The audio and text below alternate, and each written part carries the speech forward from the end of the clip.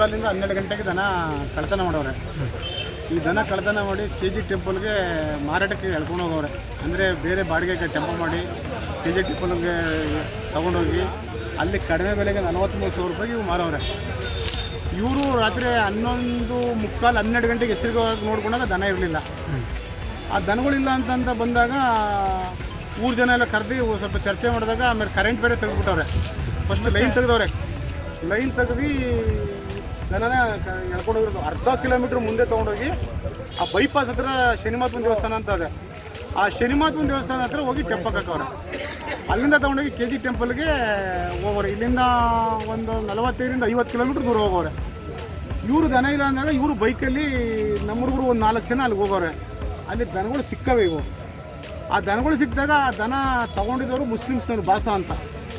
ಅವನನ್ನು ಕೇಳಲಾಗಿ ಅವನು ನಾನು ಹುಲಿದುರ್ದು ತೊಗೊಂಡಿದ್ದೀನಿ ಅಂತಂದು ಅವನು ಫೋಟೋ ಮತ್ತು ಮೊಬೈಲ್ ನಂಬರ್ ಕೊಟ್ಟಾಗ ಆ ಫೋಟೋದಲ್ಲಿರೋ ನಮ್ಮೂರನೇ ಆಗಿದ್ದು. ಆಗ ನೋಡಿ ಅವನ್ನ ಟೆಂಪೋದಲ್ಲಿ ಅಲ್ಲಿಂದ ಇಲ್ಲಿಗೆ ಅವು ತಗೊಂಡಿದ್ದಂಥ ಮುಸ್ಲಿಮ್ಸ್ ಹುಡುಗನೂ ಮತ್ತು ಟೆಂಪೋದಲ್ಲಿ ಕರ್ಕೊಂಬಂದವ್ರೆ.